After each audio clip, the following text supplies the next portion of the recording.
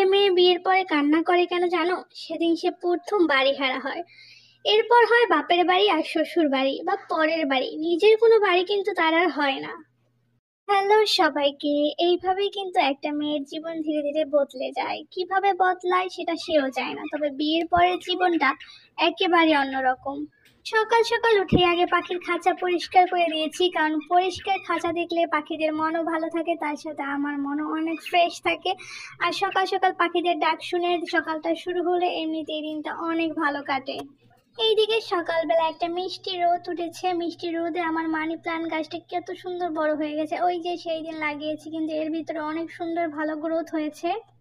এরপর চলে গেলাম একটু সুন্দর করে বড়া পিঠা বানাতে। আমি একেবারেই তালের বড়া পিঠা বানাতে পারি না, তবে শিখে গেছি, এখন একটু একটু ভালো পারি। তবে প্রথম দিকে একেবারেই তালের বড়া আমার হয়নি। বিবাহিত জীবনটাও একেবারে হচ্ছে স্কুলের মতো। স্কুলে প্রথম দিন গেলে যেমন আপনি সরাও পারবেন না, ঠিক শেষের দিন আবার বাংলা দেখেও পড়তে পারবেন, ঠিক তেমনই হচ্ছে বিবাহিত জীবনটা। যত দিন যাবে ততদিন আপনি অনেক কিছু শিখবেন এবং অনেক কিছুই পারবেন। প্রথম দিকে অনেক কিছু ভুল হলেও শেষের দিকে আপনি সবকিছুই আস্তে আস্তে শিখে যাবেন। যে মেয়ে একটি ডিম ভাজতে পারতো না, সেও একসময় পুরো সংসারের সকল দায়িত্ব পালন করে।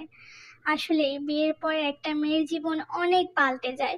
সে সারাদিন বসে কাটিয়ে দিত, আজ সে সারাদিন কাজ করে কাটিয়ে দেয়। এর অনেক পার্থক্য আছে।